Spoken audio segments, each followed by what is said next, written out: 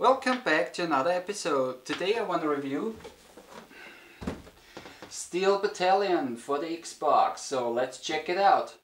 I wanna play video games.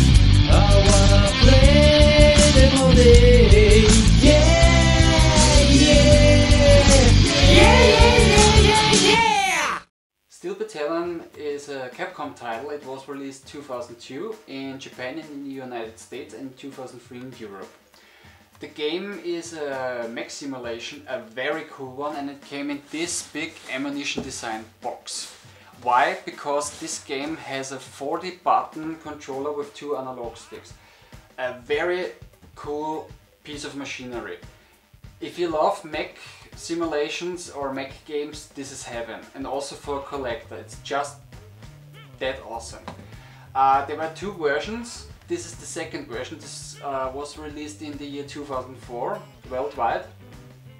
Only limited quantities were ever made of both versions. When they were released, they cost about $200. And yeah, it's just cool.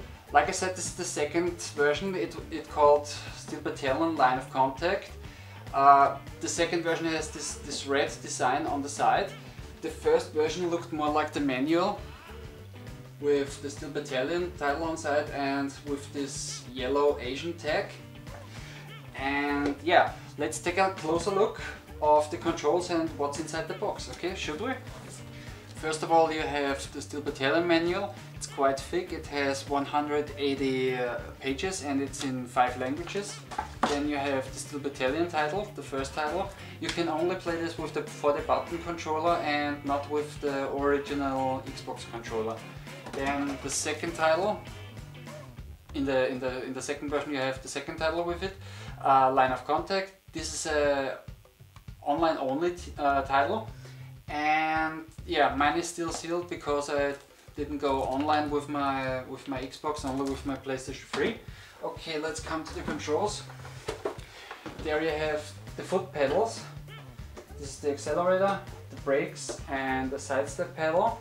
With the sidestep pedal you can dodge missiles and bullets later on in the game. Okay, the left part of the controller. Okay, there's your left joystick. With this joystick you control the movements. The upper joystick is your side joystick. You control the sides with this. Then you have a shifting gear, and there you have toggle switches. And those toggle switches are only necessary for the startup sequence. Later on in the game they are not necessary, but only for the startup sequence. You have the filter control system, oxygen supply system, fuel flow rate, buffer material, and the VT location measurement, because the mechs in the game are called vertical tanks, VT. And here is the right part. Here you have a very cool eject button. This is very cool. Then those buttons are also only for the startup sequence, because there you have your cockpit hatch, you can open close this, the ignition button and the start button. There you have buttons for your monitors to select, open close, zoom in, zoom out from the map, and mode select, and sub monitor mode select. Then you can also zoom in or zoom out on the screen. Then with this controller you control the weapons. There you have the lock on. There you have the fire button for the main weapon, and on the front side you have the fire button for your sub weapon. Okay, and now the centerpiece.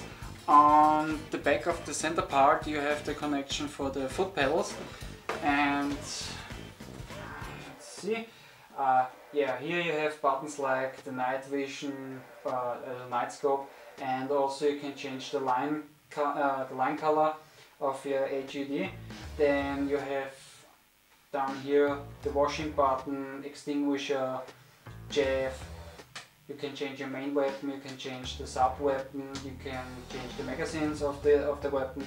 Over here we have the communication buttons for the communication channels, and here you have the tuner dial so you can change the frequencies.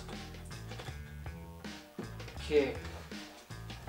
Now when you build them together, you must connect the left and the right part with the cable on the downside of the connection, and it looks like this. Okay, and on the downside you must, there you have the holes for the screws. After you screw this together, you also get a Allen key with it, so you can screw all together. And also the screws are in the package, and then those pieces, which, whoops, the wrong one. With this one you close it first and then you screw them together. I almost forgot, the second version of the controller has the blue buttons. All the buttons you saw on the whole controller in the first version are green. Okay? A few words to the storyline. The game takes place in the year 2080. You're a VT rookie pilot for the Pacific Rim forces, and you fight against the Haishidao, because the Haishidao, they occupied some islands and some countries, and you fight against them. The learning curve in this game is very high because you don't have a tutorial or any training mission. You can only get your information when you read the manual, but basically the Haishidao attack your home base and you start the game by defending the base. So the learning curve in this game is very high. Then also they try to make this game very realistic, because you can save the game after every mission, but when you die in the game deletes erases your save game, so you have to start all over again. Then also the graphics are very nice. The graphics, they have a realistic grainy look, because you don't look out the windshield. You look on a screen in this game, and your visual comes from a camera on your VT, so the graphics are a little bit grainy, but it looks very good. Okay, I will show you now the startup sequence and a little bit of the gameplay, so let's go. Let's begin with the startup sequence. First you must close the cockpit hatch. Then you have to push the ignition.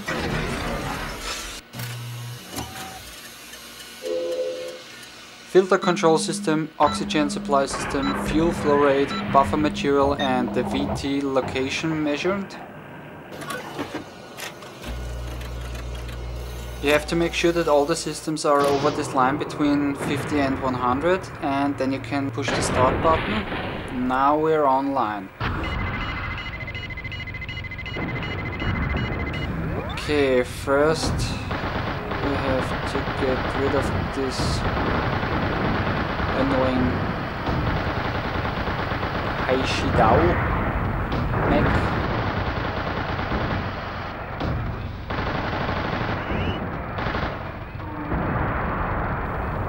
Okay, now the other systems. There you have your washing,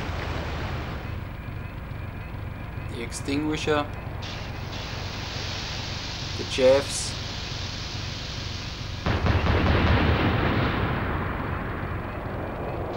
you can change the main weapon to have a machine gun in this mech. Also the sub weapons. This one has another sub weapon, electric melee weapon on board. Okay, let's change that back.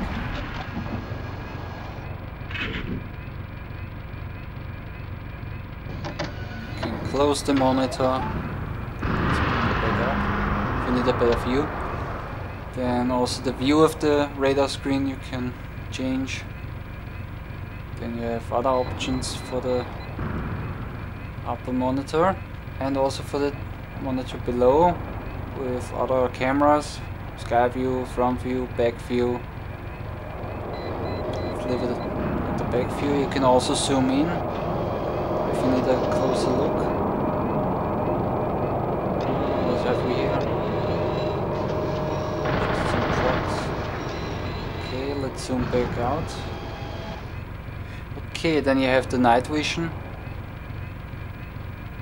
And also you can change the line colors. Yellow, blue, red. No, black is not so good. White and green. For this level, green is okay. Let's put it to first gear And let's go and explore the level. After every mission you get points, and with those points you can buy reinforcements. You can buy other mechs or weapons, and before the mission starts you can also configure your mech. You can choose your mech and you can aim in with the weapons you want. There's something I want to show you, because I mentioned the pedal to make the side steps to dodge bullets or missiles, and this is how you use it.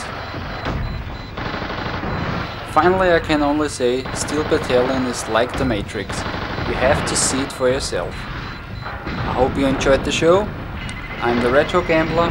Maybe see you next time. Take care. Bye.